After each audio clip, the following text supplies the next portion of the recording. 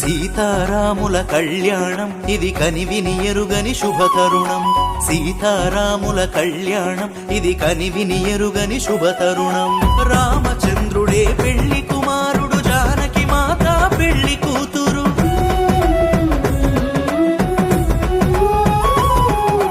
అవనిలోనే ఆదర్శపు జంట, చూసిన కనులకు కన్నుల పంట. సీతారాముల కళ్యాణం ఇది కనివిని ఎరుగని శుభతరుణం. సీతారాముల కళ్యాణం ఇది కనివిని ఎరుగని